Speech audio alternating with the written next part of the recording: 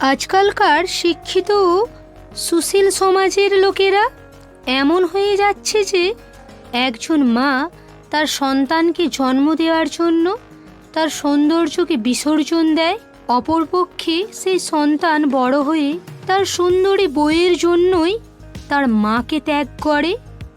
ধনীরা যে মানুষ হয় না তার কারণ ওরা কখনো নিজের অন্তরে যায় না।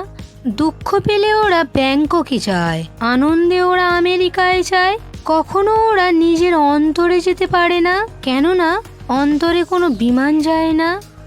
নিন্দুকেরা পুরোপুরি অসৎ হতে পারে না, কিছুটা সততা তাদের পেশার জন্যও অপরিহার্য, কিন্তু প্রশংসাকারীদের পেশার জন্য মিথ্যাচারী যথেষ্ট। সংসারে সাধু অসাধুর মধ্যে প্রভেদ এই যে সাধুরা কপট আর অসাধুরা অকপট। ভালো মানুষের রাগ থাকে বেশি, আর যারা শয়তান তারা রাগে না। সত্য, সৎ, বিশ্বাসী, অভিজ্ঞতা, বুদ্ধি, সামাজিকতা এবং শিল্পের চর্চা করুন, দেখবেন জীবন সুন্দর হয়ে যাবে। এই সমাজে ভালোর কোনো মূল্য নেই, যে যত বেশি খারাপ সে তত বেশি জনপ্রিয়। কি অদ্ভুত আমাদের এই সমাজ! প্রেম করলে কেউ কিছু বলে না, কিন্তু বিয়ে করতে গেলে সবার যত আপত্তি।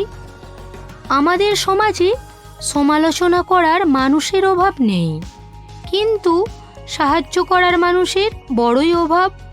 আমাদের সমাজে যত আইন শুধু মধ্যবিত্ত এবং গরিবদের জন্য, ধনীদের 7 খুন মাপ। মানুষ সামাজিক জীব, তাই সমাজ ছাড়া মানুষ বাঁচতে পারে না। সমাজের সবাইকে স্নেহ ও সম্মান করুন, তাহলে আপনিও সম্মান পাবেন।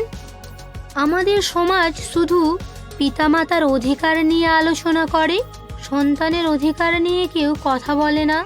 আমাদের সমাজে টাকা দেখে মানুষকে সম্মান করা হয়, সততা দেখে নয়। সমাজে 2 শ্রেণীর লোক রয়েছে, এক শ্রেণীর হলো শোষিত, আরেক শ্রেণী হলো শাসিত। আগে নিজেকে সংশোধন করুন, তারপর সমাজের জন্য কিছু করবেন। সমাজে থাকতে হলে সমাজের নিয়ম কানুন মেনে চলা উচিত। মানুষকে কষ্ট দিয়ে সমাজে থাকা যায় না। নিজেকে বেশি বেশি সামাজিক কাজে ব্যস্ত রাখুন, মনে অনেক শান্তি পাবেন। আমাদের সমাজে কেউ ব্যর্থ হলে সবাই সমালোচনা করবে, কিন্তু কেউ তাকে সাহায্য করবে না। কেউ উপরে উঠতে চাইলে তাকে টেনে ধরে নামিয়ে দেওয়া আমাদের সমাজের মানুষের বৈশিষ্ট্য। বন্ধুরা, ভিডিওটা কেমন হয়েছে অবশ্যই কমেন্ট করে জানিও।